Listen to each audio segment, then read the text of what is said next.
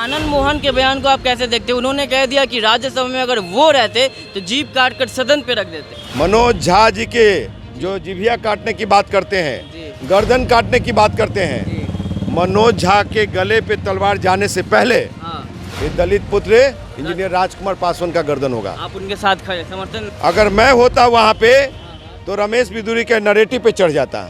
और रही बात मनोज झा जी का, अभी तो वही आनंद मोहन वाली बात कर रहे हैं।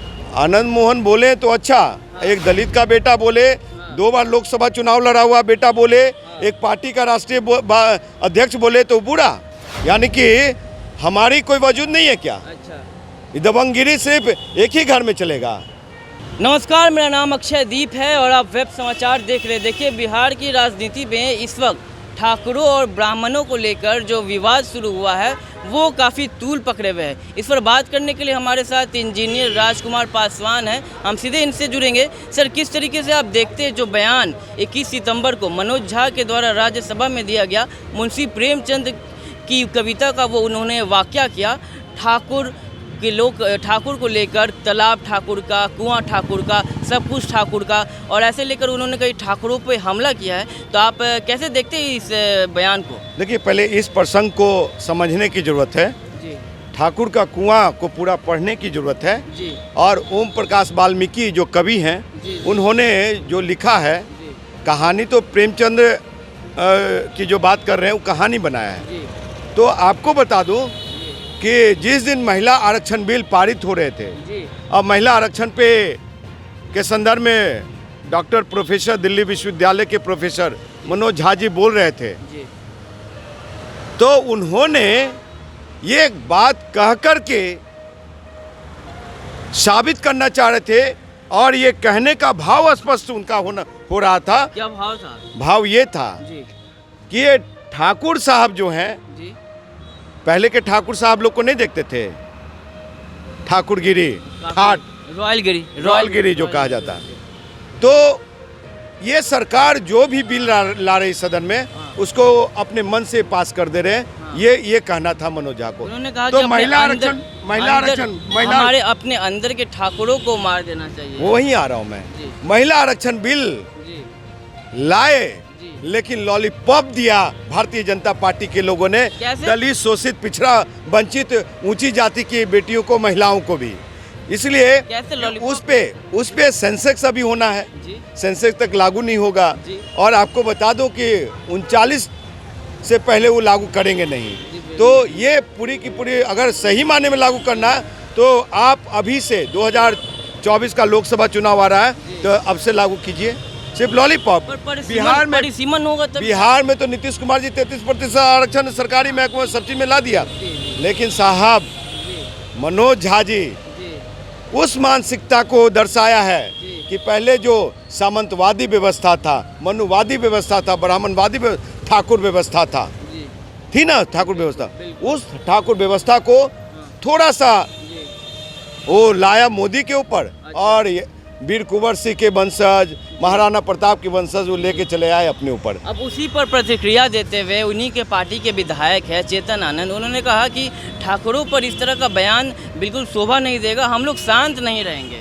देखिए, पासवान जाति बिहार में वीर कुंवर सिंह को वीर कुंवर सिंह बनाने वाला अगर कोई है तो बिहार का दुसाध पासवान। उनके सेना में सबसे ज़्यादा शहादत दिया तो हमारे जाति के लोगों ने, हमारे पूर्वजों ने। अच्छा। तो चेतन आनंद जी कह रहे हैं बर्दाश्त नहीं किया जाएगा, तो क्या आप अभी भी चाहते हैं कि ठाकुरगिरी व्यवस्था ही रहे, दलित, शोषित, वंचित, ये ब्राह्मण, क्षत्रिय, वैश्य, शूद्र, तो हम शूद्र में ही बटे रहे? लड़ने के लिए हम लोग, जान निछावर करने के लिए हम लोग, लेकिन हमसे प्रेम नहीं, तो ऐसे नहीं चलेगा चेतन आनंद भाई। और चेतन आनंद जी को कल तक कौन जानता था? चेतन आनंद जी को कल तक ये इस नाम से जानते थे कि एक बाहुबली के पुत्र हैं, आनंद मोहन जी के पुत्र हैं, समझे? और आनंद, ये आरजेडी ने, जो सामाजिक न्याय की पार्टी है आरजेडी, वो इनको टिकट दे करके सदन में पहुंचाया, जिसमें मनोज झा जी का भी मोहर लगा था। जी हाँ, मोहर लगा। और अब इस तरह की भाव लालू प्रसाद यादव बोले नहीं कि चेतन आनंद को समझ नहीं है, हम उनके प्रवक्ता नहीं हाँ। है, लेकिन एक पढ़े लिखे हुए विद्वान ने देश को सही आईना दिखाया है, गरीब शोषित वंचितों के हित में बात किया है, उन गरीब दलित महिलाओं बेटियों के हित में बात किया है। वो चेतन आनंद जी को अच्छा नहीं लग रहा है। अगर चेतन आनंद जी में हो हिम्मत तो अकेले राजपूतों को वोट पे, राजपूत समाज के वोट पे वो जीत के सदन में पहुंच जाए। शिवहर से, असल जहां से भी, बिहार के किसी कोने में, कहीं से भी, हाँ देश के किसी कोने से भी। अच्छा, आनंद मोहन के बयान को आप कैसे देखते हो? उन्होंने कह दिया कि राज्यसभा में अगर वो रहते तो जीप काट कर सदन पे रख देते। साहब अगर मैं सदन में होता, आज भी उनका बाहुबली वाला छवि दिख रहा है जेल से निकलने के बाद भी। देखिए आपको बता दूं आकाश जी कि ये इसी छवि के कारण 14 साल वनवास काट के आए हैं। अब अगर चाहते हैं कि फिर से वही चीज़ लाना चाहते हैं तो फिर हमको लगता है कि बिहार वाकई में महाजंगल राज की ओर जाएगा। जी हाँ, अच्छा। तो इस तरह का स्टेटमेंट नहीं होना चाहिए। लेकिन हाँ, उन भारतीय जनता पार्टी के नेताओं से पूछिए जो लोकतंत्र के सबसे बड़ा मंदिर में एक बिदुरी नाम का सांसद, वो कहते हैं क्या, कटवा मुल्ला पाकिस्तान, रमेश बिदुरी की बात कर रहा हूँ। अगर मैं होता वहाँ पे तो रमेश बिदुरी के नरेटिव पे चढ़ जाता। और रही बात मनोज झा जी का, अभी तो वही आनंद मोहन वाली बात कर रहे हैं। आनंद मोहन बोले तो अच्छा, एक दलित का बेटा बोले, 2 बार लोकसभा चुनाव लड़ा हुआ बेटा बोले, एक पार्टी का राष्ट्रीय अध्यक्ष बोले तो बुरा। अच्छा, यानी कि हमारी कोई वजूद नहीं है क्या? अच्छा, दबंगगिरी सिर्फ एक ही घर में चलेगा। साहब हम लोग जो हैं वो हैं कि जिसकी भी रखवाली किया, चौकीदारी हमारा, उसको सुरक्षित रखा।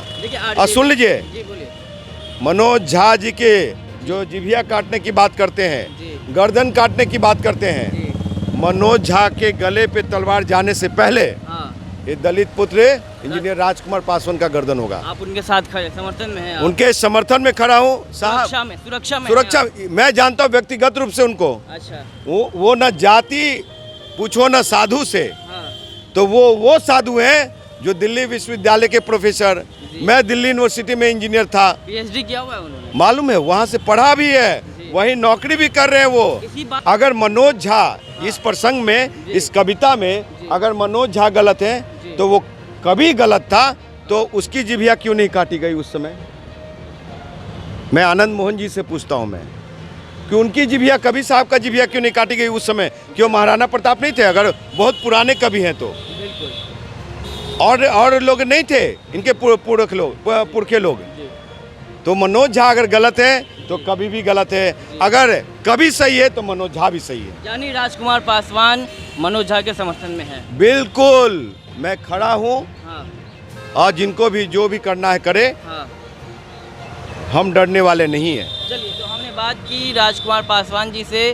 साफ तौर पर इन्होंने कह दिया है कि राजकुमार पासवान ने साफ तौर पर कह दिया है कि मनोज झा ने जो भी बयान दिया वो बिल्कुल भी जायज़ था, और कहीं ना कहीं जो उन्होंने बयान दिया है अगर उसे देखा जाए तो वो एक वाक़या था। वो ऐसा जिस तरीके से उस पर कंट्रोवर्सी की जा रही है, जिस तरीके से उस पर विवाद खड़ा किया जा रहा है, वो बिल्कुल भी जायज़ नहीं है। और जिस तरीके से आनंद मोहन हो या फिर चेतन आनंद या फिर अन्य नेता जिस तरीके से मनोज झा को कटघरे में ले रहे हैं, वो बिल्कुल भी जायज़ नहीं है। तमाम खबरों के लिए आप बने रहे समाचार के साथ। अब देखना होगा कि आगे जाके क्या कुछ अपडेट निकल कर आते हैं, क्या कुछ प्रतिक्रिया आगे जाकर आनंद मोहन या फिर अन्य दलों के साथ निकल कर आते हैं। तमाम खबरों के लिए आप बने रहे समाचार के साथ। हमारे चैनल को सब्सक्राइब कर ले, फेसबुक पेज को फॉलो करें। धन्यवाद।